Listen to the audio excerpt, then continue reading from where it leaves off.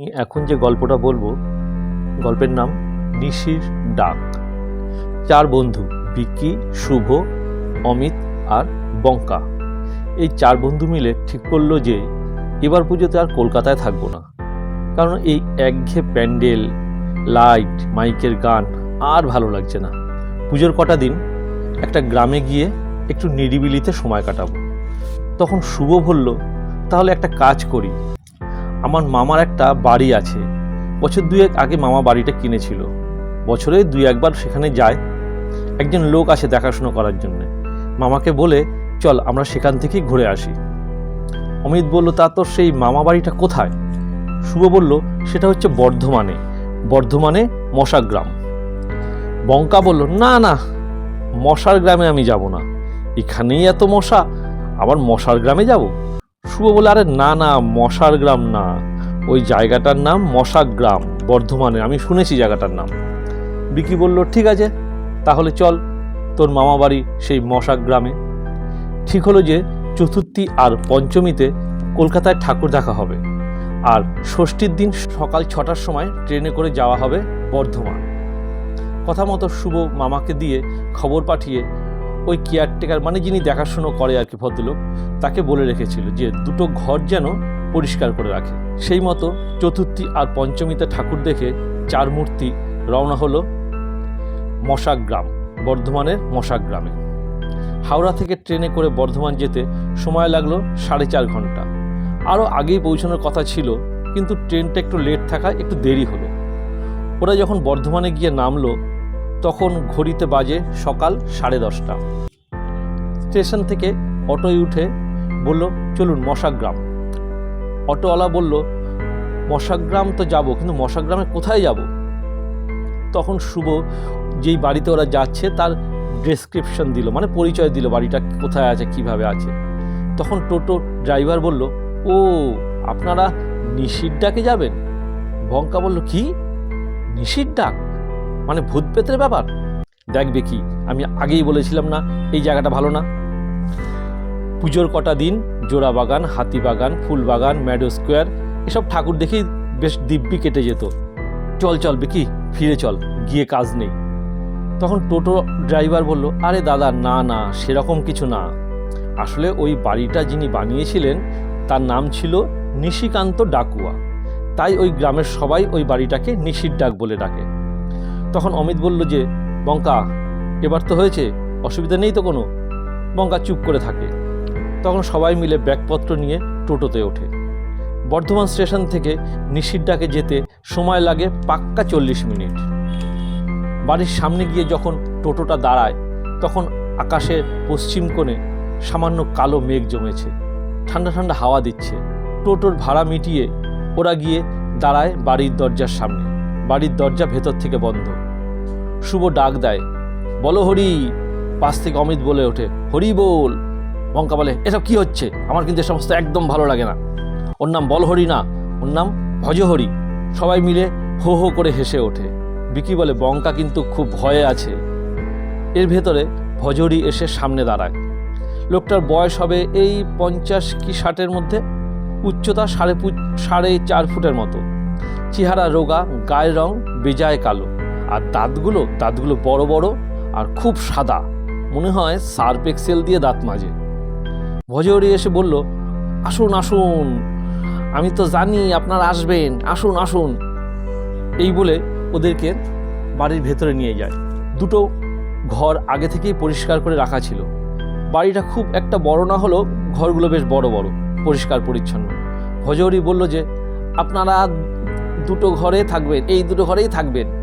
বিকি বলল, আমরা 4 জন এই একটা ঘরেই থাকব, কারণ ঘরগুলো বেশ বড়, আর ওই আর একটা ঘর আমরা খাওয়া দাওয়া করব। ভজহরি বলল, বেশ বেশ, আপনারা যেটা ভালো বোঝেন সেটাই করবেন।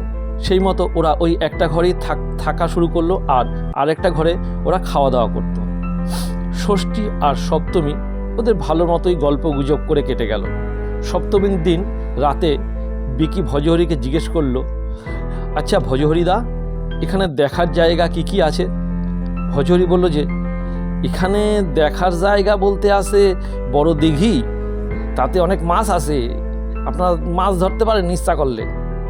আর আছে পুরনো বর্ধমানের রাজবাড়ি, আর আছে শ্মশান।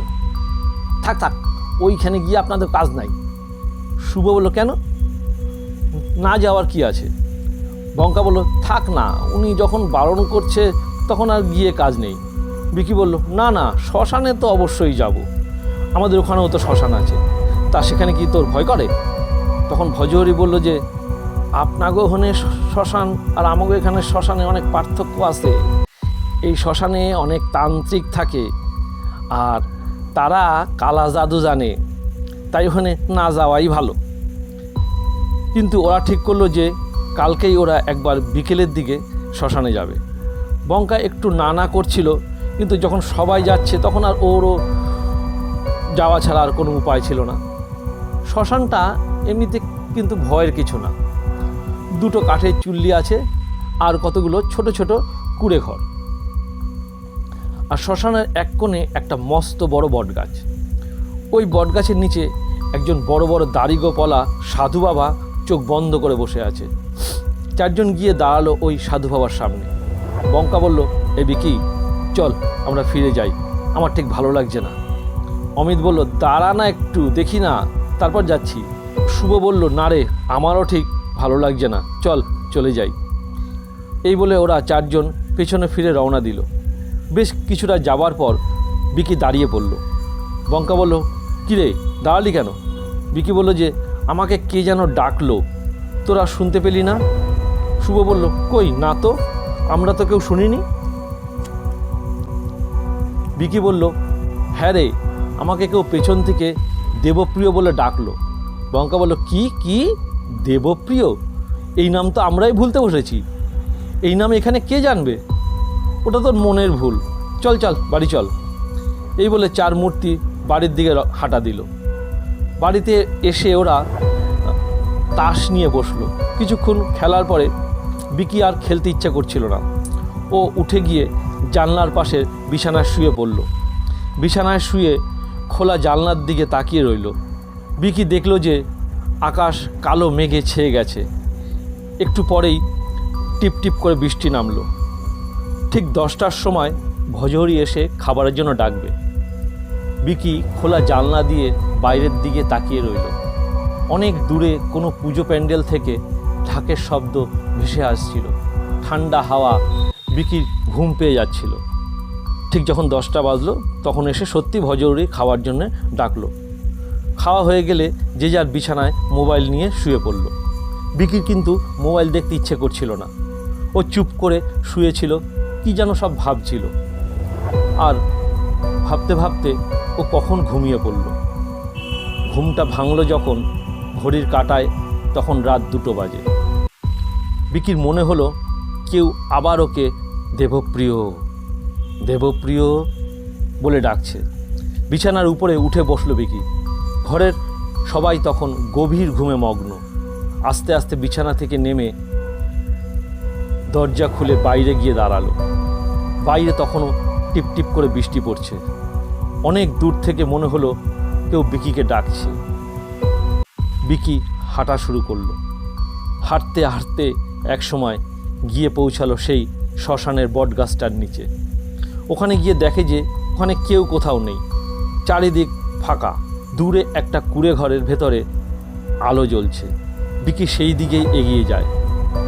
সামনে গিয়ে বিকি দেখে ঘরের ভিতরে সেই সাধু বাবা চোখ বন্ধ করে বসে আছে, আর ওনার সামনে কতগুলো কাঠ দিয়ে আগুন জ্বালানো হয়েছে।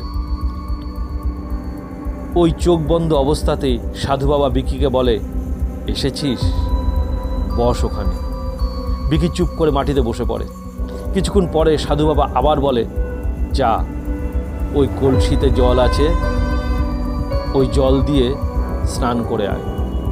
বিকি বাধ্য ছেলের মতো উঠে গিয়ে ঘরের কোণে কলসি থেকে জল নিয়ে মাথায় ঢেলে দেয়। তারপর আবার এসে সাধু বাবার সামনে বসে পড়ে। এবার সাধু বাবা বলে, তোর পাশে যেই জবা ফুলের মালাটা আছে ওটা তুই গলায় পরে নে। বিকি তাই করে। সাধু বাবা আবার বলে, এবার তোর ডান দিকে যে থালাটা আছে তার উপরে একটা ছুরি আছে, ওটা তুই হাতে তুলে নে। বিকি ছুরিটাকে হাতে তুলে নেয়। এবার আগুনে ছুরিটাকে ভালো করে গরম কর। বিকি ছুরিটাকে একেবারে লাল টকটকে করে গরম করে। সাধু বাবা আবার বলে যে এবার তুই ওই গরম ছুরিটা তোর বুকের বাঁ দিকে ঢুকিয়ে দে। বিকি ছুরিটা নিয়ে নিজের বুকের বাঁ দিকে ঢুকাতে যাবে, এর ভেতরে বঙ্কা এসে লাফিয়ে পড়ে বিকির উপরে। ছুরিটা হাত থেকে পড়ে যায় বিকির। এর ভেতরে ঘরে এসে ঢোকে শুভ আর অমিত। শুভ বিকিকে বলে, তুই কি করছিলি বিকি? বিকি যেন কিছুই বুঝতে পারে না, অবাক হয়ে তাকিয়ে থাকে ওদের দিকে। ঘরের ভেতরে বিকি ছাড়া কিন্তু আর কেউ ছিল না। তারপর ওরা বিকিকে নিয়ে ঘরে ফিরে আসে। ঘরে এসে বঙ্কা বলে যে ভাগ্যিস আমার মেঘের ডাকে ঘুমটা ভেঙে গিয়েছিল, না হলে যে কি হয়ে যেত। ওইখানে যে কি ঘটেছে বিকি কিন্তু কিছুই মনে নেই। সেই রাতে ওরা আর কেউ ঘুমোতে পারে না। তারপরে ওরা পরের দিন বাড়ি ফিরে আসে। এখনো পুজো এলে অষ্টমীর রাতের সেই ওই বিভীষিকার কথা ওদের মনে পড়ে যায়, আর মনের ভেতরটা, বুকের ভেতরটা কেমন করে ওঠে।